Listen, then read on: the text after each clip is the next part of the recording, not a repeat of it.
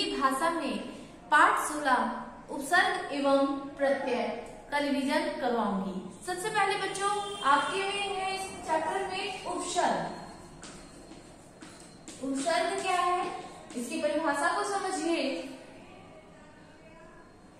आ शब्दांश के मूल शब्द में जुड़ने से मूल शब्दों के अर्थ में जो परिवर्तन आता है, अर्थात हम कह सकते हैं ऐसे शब्दांश जो मूल शब्द के पूर्व में जुड़कर उनके अर्थ में परिवर्तन कर देते हैं, उन्हें हम उपसर्ग कहते हैं। फिर से समझ लीजिए इसको। वे शब्द जो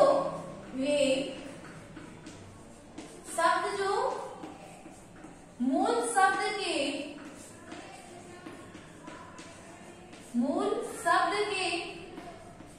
प्रारंभ में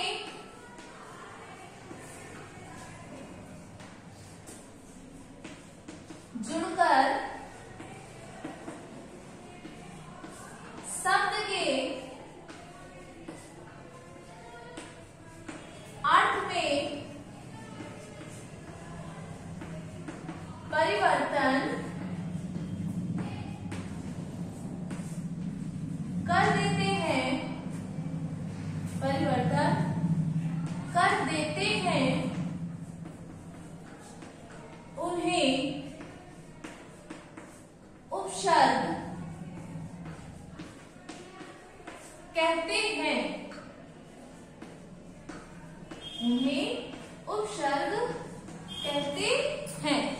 इसके बाद है बच्चों प्रत्यय। प्रत्यय क्या है? वे शब्द जो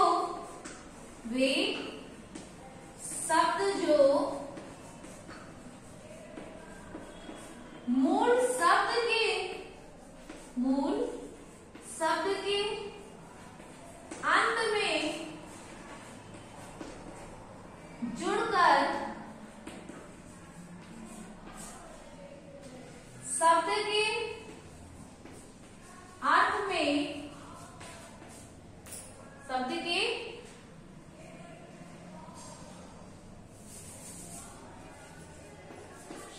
के अर्थ में परिवर्तन कर देते हैं,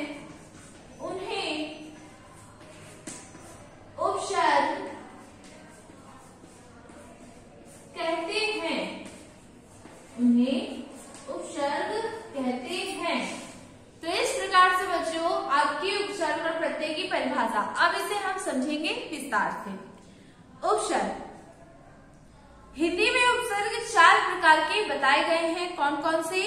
संस्कृत के उपसर्ग की भांति प्रयोग किए जाने वाले संस्कृत के अव्यय, इसके बाद हिंदी के उपसर्ग और चौथा है उर्दू के उपसर्ग। तो सबसे पहले हम समझेंगे संस्कृत के उपसर्ग। संस्कृत के कुछ जो शब्द हैं जैसे आ, अति, अधि, अनु, अब, अभी, अब, आ, अप, दुर, तो ये संस्कृत के वर्ड हैं। अब इनसे कैसे उपसर्ग बनता है? सबसे पहले आ का अर्थ होता है विपरीत, अति का अर्थ होता है अधिक, अधि का अर्थ होता है ऊपर, अनु का अर्थ होता है समान, अप का अर्थ होता है अभाव और अभी का अर्थ होता है सामने, अव का अर्थ होता है अनादर, आ का अर्थ होता है और, उप का अर्थ है निकट और दुर का अर्थ होता है कठिन। अब इनसे निर्मित शब्द कैसे बनते हैं ये समझिए। जैसे आ उपसर्ग लगाने से बनेगा अरुचि, अपरिचित, अधर्म। अति उपसर्ग लगाने से अत्यधिक, अत्यंत, अतिरिक्त। अधि उपसर्ग लगाने से शब्द निर्मित होगा अधिकार, अधिकरण, अधिनायक। अनु उपसर्ग लगाने से शब्द बनेगा अनुकूल, अनुसरण, अनुशासन। अप उपसर्ग लगाने से बनेगा अपवाद, अपव्यय, अपमान।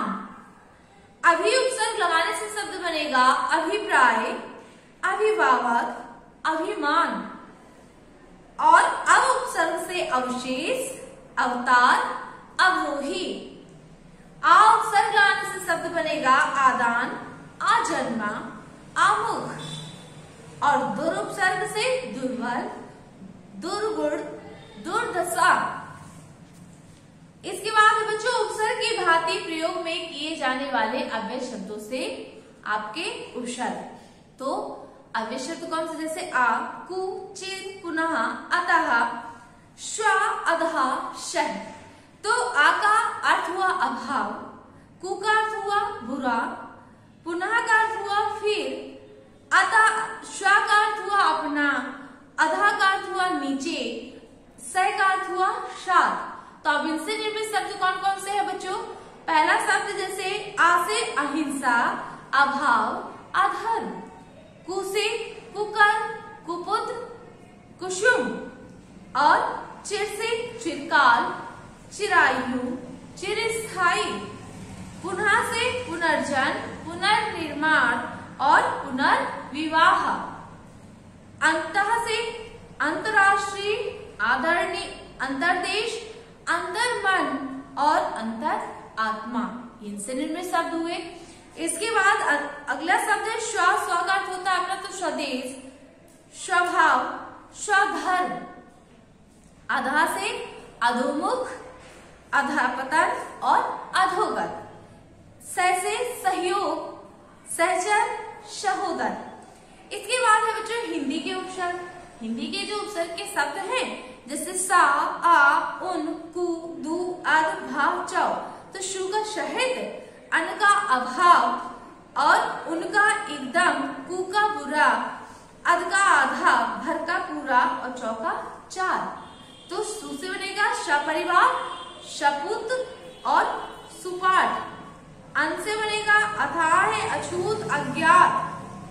और उनसे बनेगा 19, 59, 69।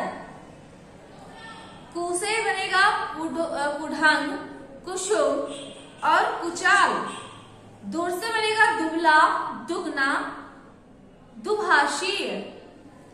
दुभाषी का अर्थ होता है बच्चों दो भाषाओं को बोलने वाला।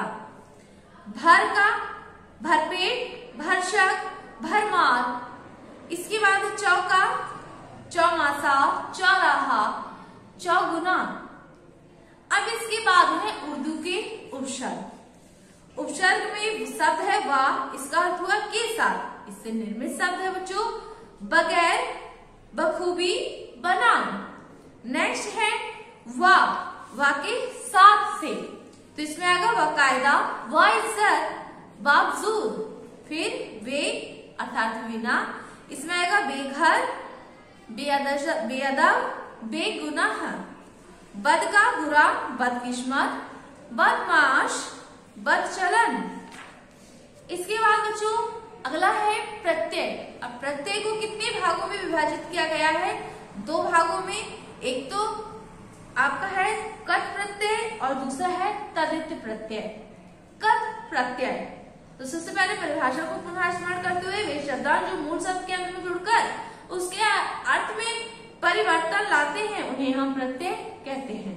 जैसे कट प्रत्यय का कर्तवाचक कृत प्रत्यय, कर्मवाचक कृत प्रत्यय, कर्णवाचक कृत प्रत्यय, भाववाचक कृत प्रत्यय।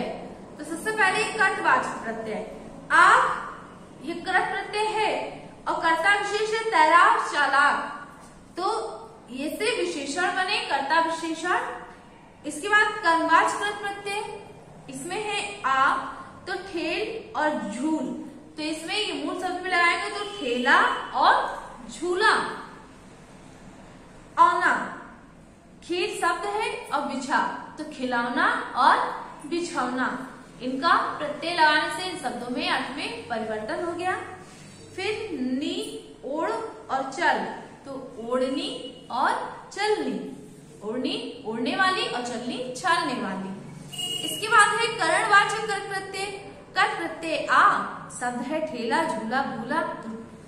तो इसके बाद फिर नेक्स्ट है उ तो झाड़ू, ना झाड़न, बेलन और बंधन। इसके बाद है भाववाचक कृत प्रत्यय बच्चों।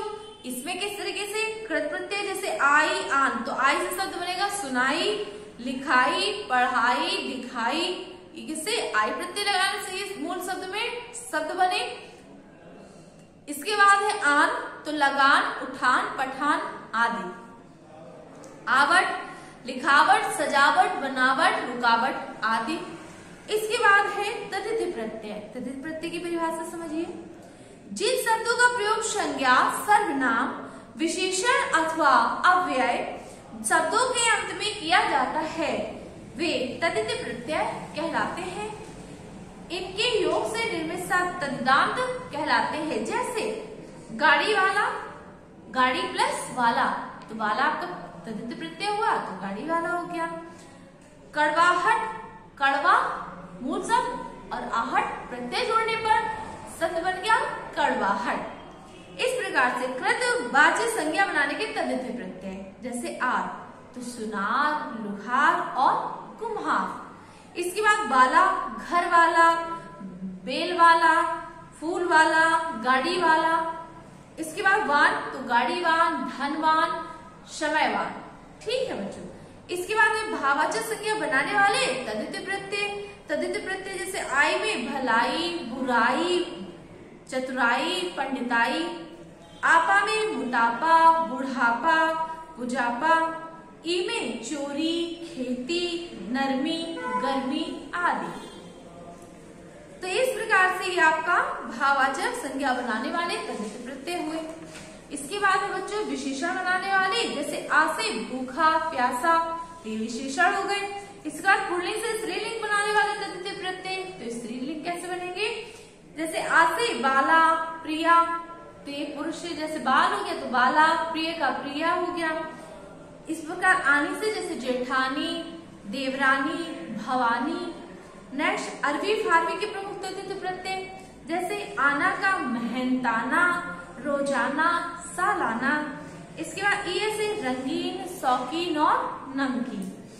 इसके बाद बच्चों ऊन वाचक, लघुवाचक तद्धित प्रत्यय, तो कैसे, जैसे इया आपका प्रत्यय शब्द है और मूल शब्द है, जैसे लोटा, डिब्बा, खाट, तो इससे प्रत्यय कैसे बनेगा शब्द, प्रत्यय शब्द मिलाने पर लुटिया, डिबिया, खटिया। इसका संबंधवाचक तद्धित प्रत्यय, संबंधवाचक तद्धित प्रत्यय में क्या है, प्रत्यय जब मूल शब्द में जुड़ेगा, जैसे आल है, ससुर लिखा है तो ससुराल हो गया। ठीक है, हाल है आपका प्रत्यय शब्द और मूल शब्द जैसे नाना, नानी, तो क्या हो जाएगा ननिहाल। और उसके बाद उसमें नाना नानी का घर ननिहाल भी कहलाता है। इसके बाद ऐरा जैसे चचेरा, फुफेरा, ममेरा आदि। इसके बाद बच्चों कई शब्दों की रचना में उपसर्ग और प्रत्यय होने का ही प्रयोग होता है, जैसे इश्म, चिर, अनीय। अनी तो इसमें आपका मूल शब्द इस्म है और उपसर्ग चिर है, प्रत्यय अनी है, तो इसका शब्द बनेगा चिर स्मरणीय। अर्थात मूल शब्द, उपसर्ग और प्रत्यय तीनों के सहयोग से जो शब्द का निर्मित हुआ है वह क्या हो गया, चिर स्मरणीय। एक और उदाहरण रूप में देख लीजिए, जैसे अधीन मूल शब्द है, उपसर्ग आपका परा है और ता प्रत्यय है, अर्थात उपसर्ग और प्रत्यय के दोनों के सहयोग से शब्द निर्मित हो रहा है, तो क्या बनेगा, पराधीनता। तो इस प्रकार से बच्चों आपके ये उपसर्ग और प्रत्यय नामक जो चैप्टर है इसका रिवीजन पूरा हुआ। आशा करती हूँ आप सभी को उपसर्ग और प्रत्यय में अंतर समझ में आ गया होगा। बच्चों आज के लिए इतना काफी है। आप सभी का दिन मंगलमय हो।